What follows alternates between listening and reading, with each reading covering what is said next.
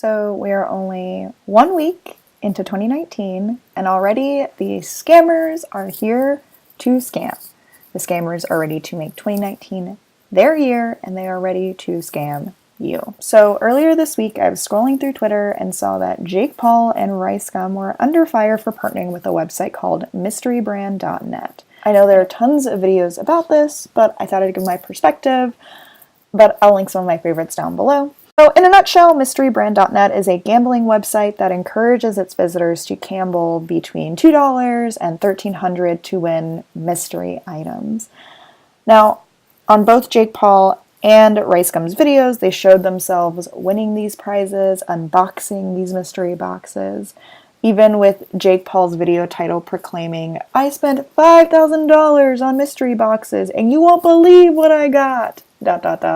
Insane."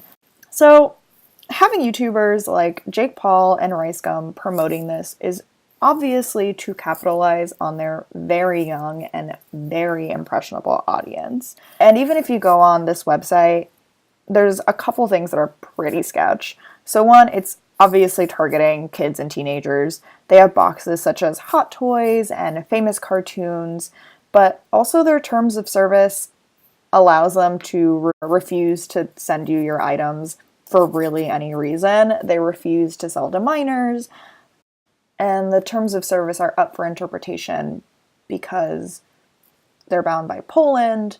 The website is purchased in the US. I imagine the items are shipped from China.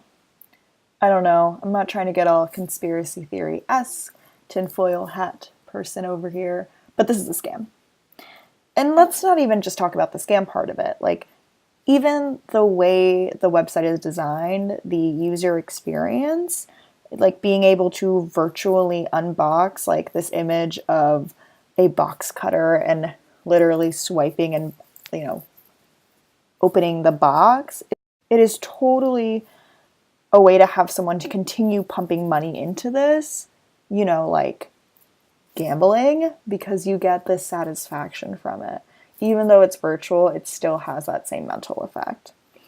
So like I said, this is a scam. It's clearly a scam.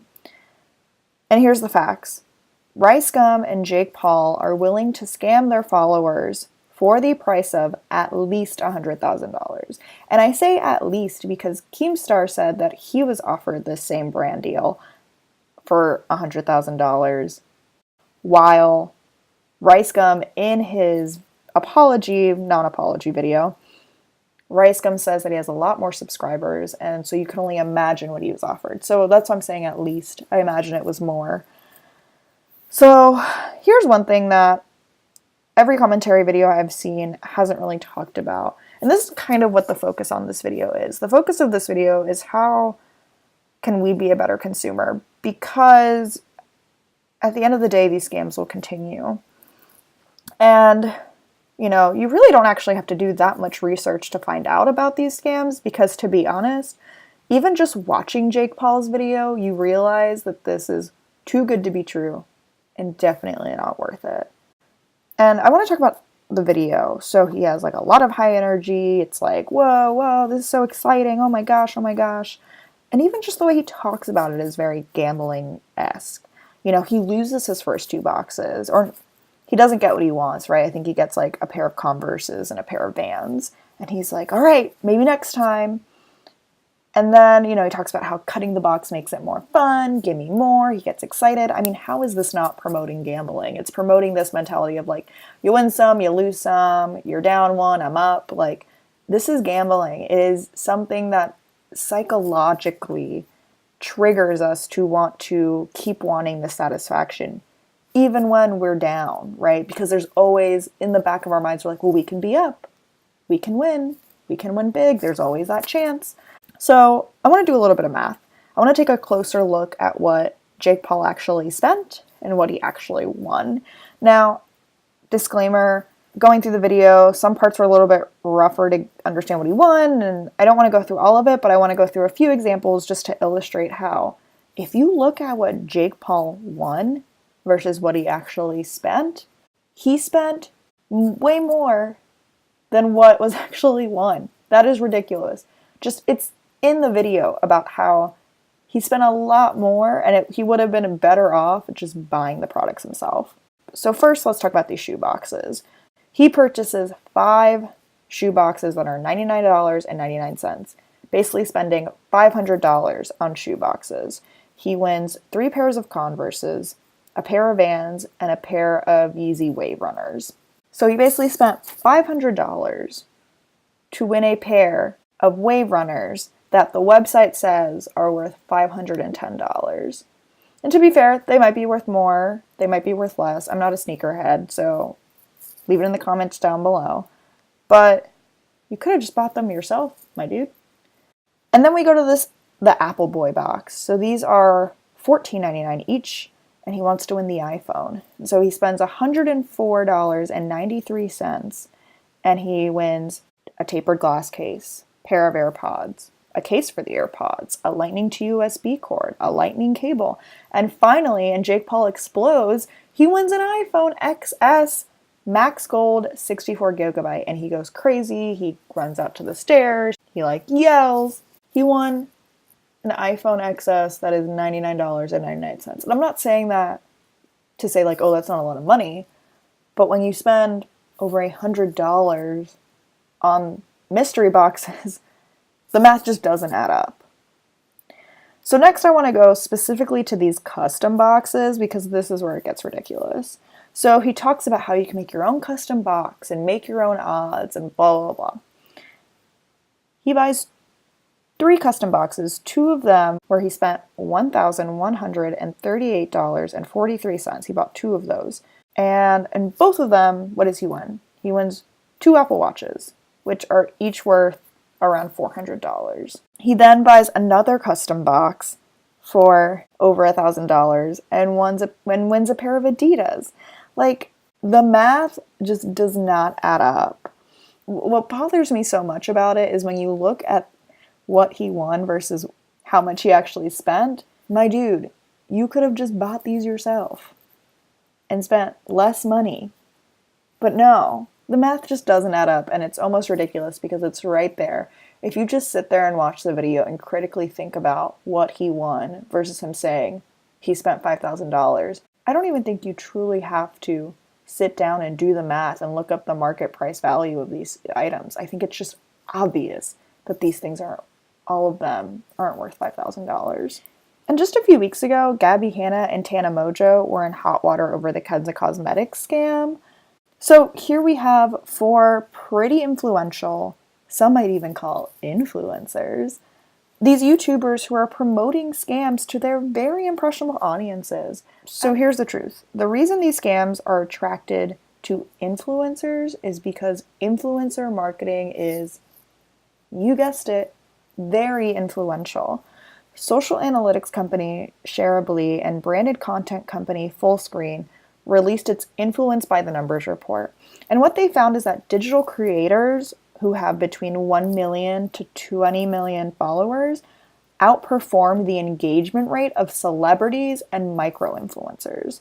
And respondents in the same survey said that they were more likely to trust digital creators than celebrities about their brand perceptions. And this makes sense. People feel closer to YouTubers because they share their lives with us. It feels as if there's less of a wall between us and them. We're watching them almost daily. They're telling us about their lives. It doesn't feel like we're seeing them, on TV or on a movie screen. They're not playing, they're not acting. They're giving us their actual personalities. Their brand is them. I mean, look at GABBIE HANNA. Her vlogs, her story times, her breakdowns makes her seem more relatable than, I don't know, Kate Winslet. That's why it works. The return on investment for brands and, unfortunately, scams is just clear. So RICEGUM did post a non-apology apology. I mean, I guess he said sorry, but he kind of is making my point. So the money was on the table, and if I wanted the money, I just had to open up a few Supreme boxes and shoe boxes, and boom. What was I thinking? I can't really do much because I already did it. The damage has been done. You guys already saw a money-hungry side of me, and it is what it is. It's all about money. It's about making that coin. It's about making that payday. And to be honest, for the creator, for RICEGUM, for Jake Paul, for GABBIE, for Tana, Yes, this is another scandal. Yeah, maybe they'll lose some subs, but I promise you it will not ruin their careers. So, what does this mean for you, the viewer? And here's the truth: we need to be better consumers, we need to be better viewers. Because while, of course, the responsibility is on these influencers to be better to their audiences and to really be more critical, and I think they should be doing more research, they're still gonna do it. I mean, when Gabbie says manage your expectations, which I don't Manage your expectations. I don't agree with her saying it because she still shilled a scam to her fans, but she's right? Like, as viewers, we cannot trust influencers. Jake Paul, RICEGUM, GABBIE HANNA TANA Mojo cannot be trusted. We need to be more critical, we need to be more skeptical, and more importantly, we need to do our research. When we see hashtag ad, hashtag sponsored, hashtag partner, that is our clue that we really need to be critical about it. There is a reason why the FTC requires influencers to put this on paid advertising, because they recognize that money makes people talk. And people will say things that they probably wouldn't if they weren't getting paid for it. And if something is too good to be true, it probably is. Go on Google, go on Reddit, go on the Better Business Bureau. I promise you these scams will not end.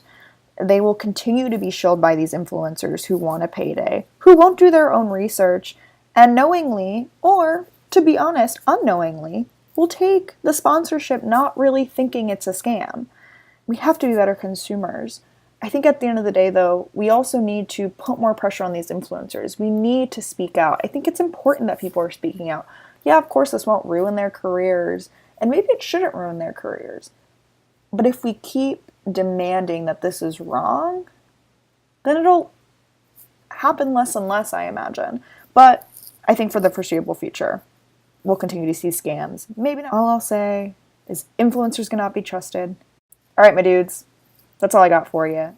If you like this video, give it a thumbs up. If you like what I do on this channel, subscribe. Leave it in the comments down below what y'all think, and I'll see you on the next one. Bye.